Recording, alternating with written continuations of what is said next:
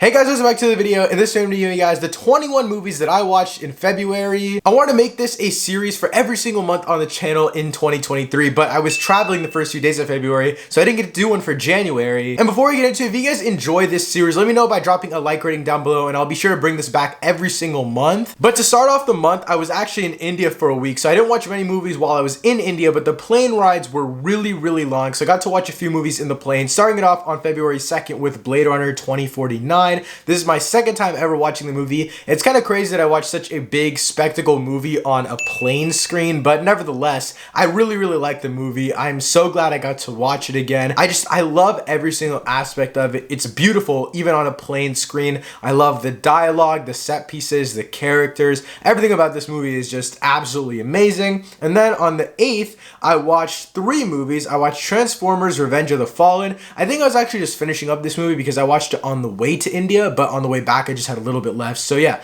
Transformers: Revenge of the Fallen, it's not a good movie. I think it's like, the second Transformers movie. And then I watched The Martian. I also watched this full movie on the plane. And again, like Blade Runner 2049, it's kind of crazy to me that I watched such a big spectacle movie on a plane, but I still absolutely loved it. This is also, I think, my third time watching, maybe my second, but I watched it in theaters when I was really little, and when it first initially came out, it was like my first movie that was like over 2 hours and like 30 minutes that I watched in theaters. It was an amazing experience. Got to watch with my mom, and this time I watched it in the plane. I absolutely love it still. I love Matt Damon in this role, and I just love the way that they visualize Mars, the way that they do the time, and just how everything flows in this movie. The pacing is absolutely amazing. And then also on the 8th, on the same exact plane ride, I watched Edge of Tomorrow. This is my 4th time watching this movie, and in my opinion, it's one of the most underrated movies of all time. I didn't give ratings for the other few movies, but I do give this movie a 9 out of 10. It is amazing cinema. It has amazing moments, but also just brings out amazing emotions.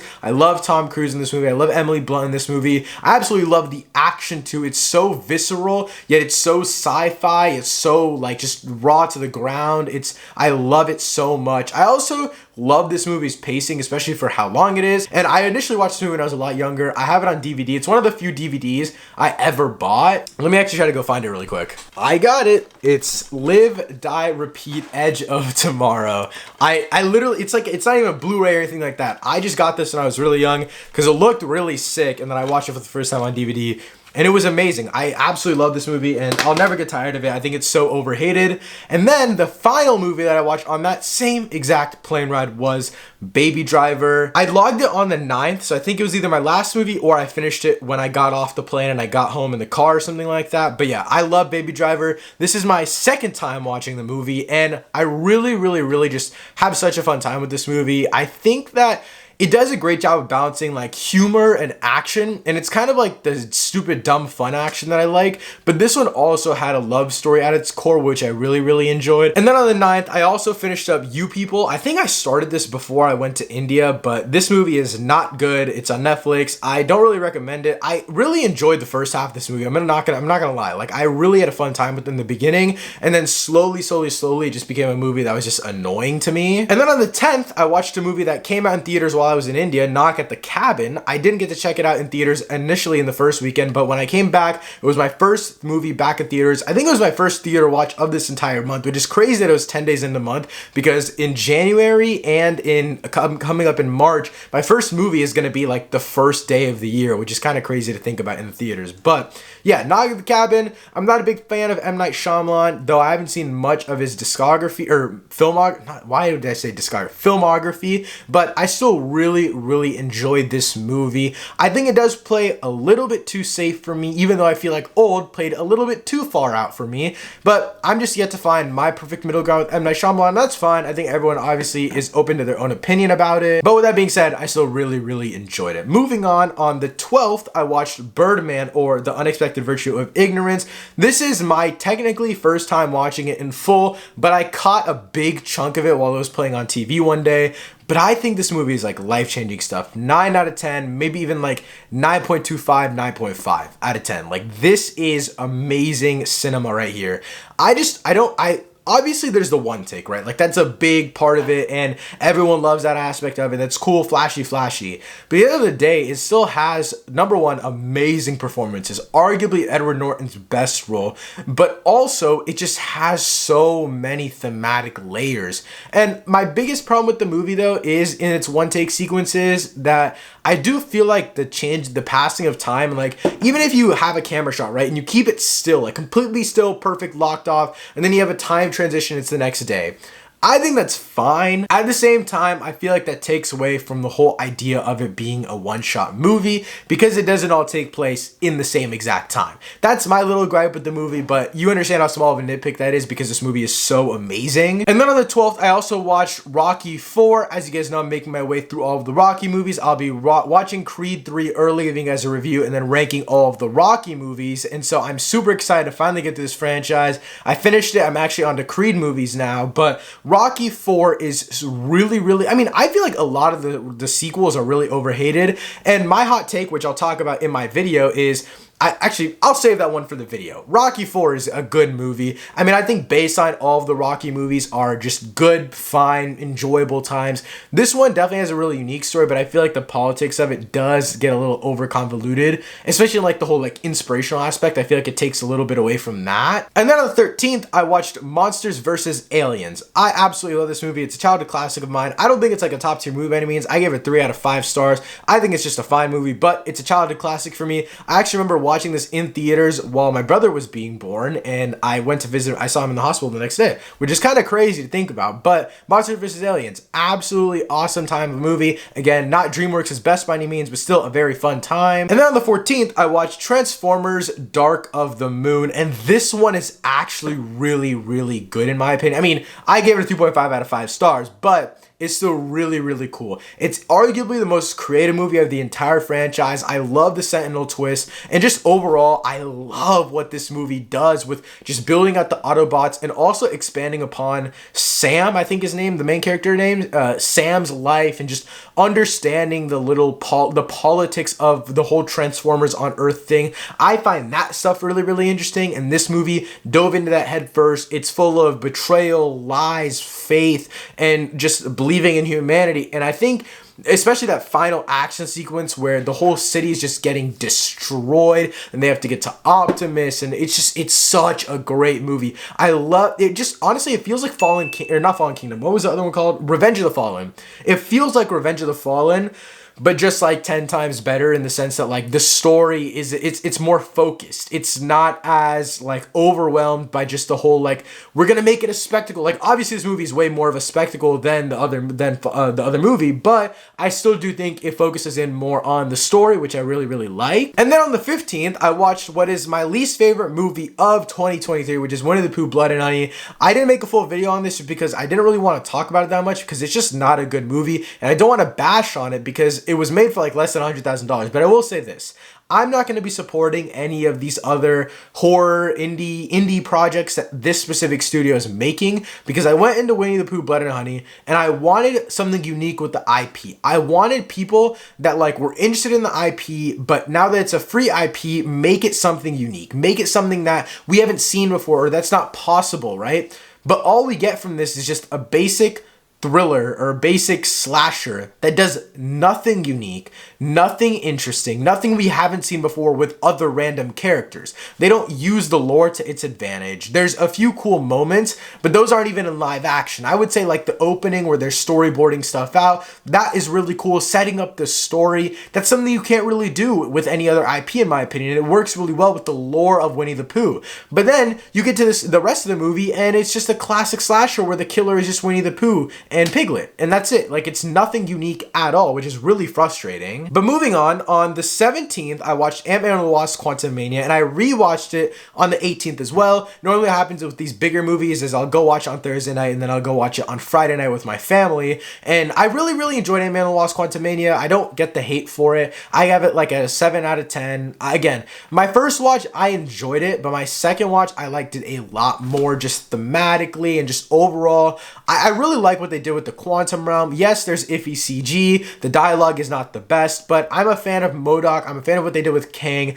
I love what they did with Ant-Man. I still have gripes with other side characters because I feel like they just weren't as useful as they were in the other movies. But when you get to a movie of this scale, I feel like you can't really do as much with other side characters. After I watched Ant-Man and the Lost Quantumania on the 18th, though, I rewatched Zootopia. I don't know why I sat down to rewatch this movie. I was on Disney Plus and I was like, what do I want to watch? And I picked Zootopia. I think this was a few days or a week or so after they announced that they're making a Zootopia sequel. Maybe it was on my mind for some reason, but I watched Zootopia and I really, really like this movie. I think I'm leaning like 8.5 out of 10 for this one. It's one of my favorite animated movies just because of like how well they build this world. And I'm surprised that a Zootopia sequel didn't come sooner because there's so much you can do in this world. And there have been like basically like unimportant Disney Plus side projects, let's be honest.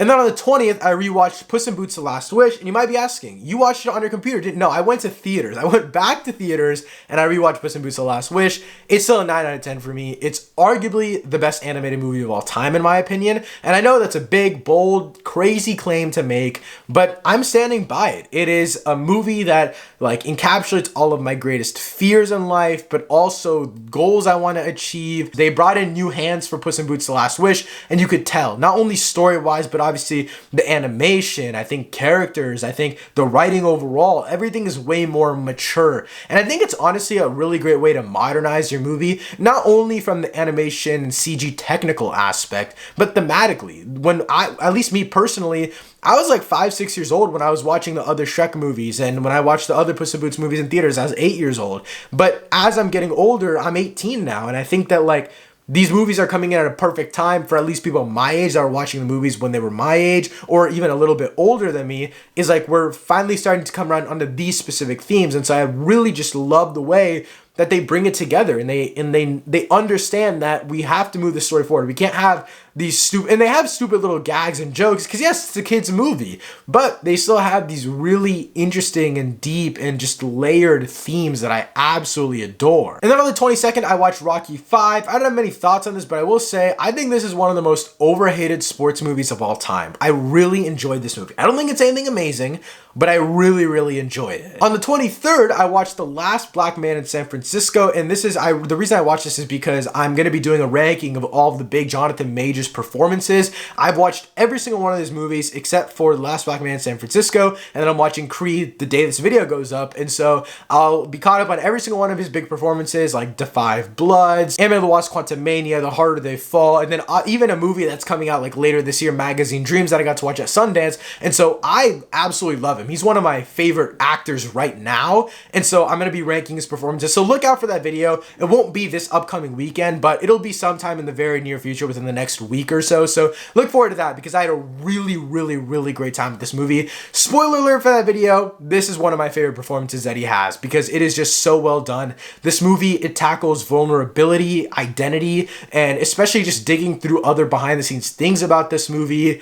I just love everything that it represents. And also on the 23rd, I watched Cocaine Bear. This movie is not good per se, but it's a fun time. On the 25th, I watched Rocky Balboa, which is technically Rocky 6. I also love this movie. I mean, I don't think, and again, none of the Rocky movies are amazing cinema in my opinion. They're not top tier, but they're all a good time. They're all motivational, and they really just understand what they are at the end of the day. They have a core that's consistent through the entire franchise, and it really works in my opinion. And Rocky Balboa, just, it 100% goes to that core. It goes to these themes about death, loss, longing, all of these themes that really hit hard with me, and I really love the way that they execute it here. Also on the 25th, I watched The Weeknd's HBO Max live special live at SoFi Stadium. I really, really enjoyed this. Honestly, the cinematography blew me away. Like when I was watching it, I had my eyes just glued to the screen. I mean, his music is absolutely amazing. I am a big fan of his, but the cinematography, that blew me away. Like that was genuinely, like I could not believe what I was looking at. The choreography, the sets, the stage, the lights, the audience. I just love the way that everything is like played out in this live show. And so I wish I got to experience this live now because it was crazy. On the 26th, I started the Creed franchise with Creed 1, gave that a 9 out of 10. This movie is one of the best sports movies I've ever seen.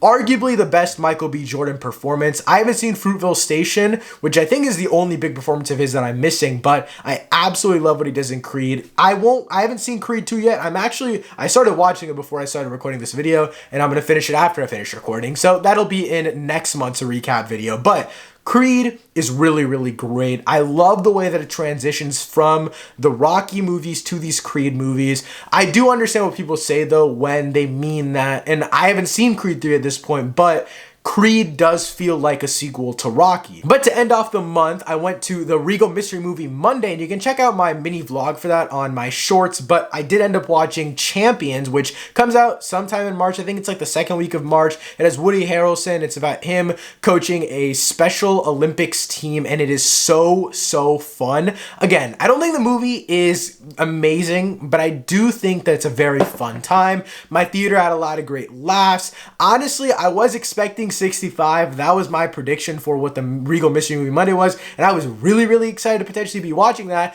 And when it became Champions, I was like, okay, it's fine. And I was kind of in a very gloomy mood the whole time. I was like, okay, let's just can the movie end? And it definitely ran for a little bit longer. Maybe it's just because I was in that mindset, but I really enjoyed the hell out of it. I heard that a lot of people liked it, a lot of people didn't like it, so I'm excited to see what everyone thinks whenever it does end up hitting theaters. And quickly, as for shows that I watched in February, I was watching The Last of Us week to week. As you guys saw on the channel, I've been doing weekly reactions to them, and March is going to be even more insane for TV because we have The Mandalorian, Ted Lasso, and Succession. So I will be watching so many more pieces of content, movies, and TV shows next month. So like this video if you want to see my recap for next month. And like I said in the very beginning of this video, if you want to stay up to date on every single movie that I watch, you can check out my letterbox at AP_1216. But that's it for this video. Thank you so much for watching. I will see you next time. Peace.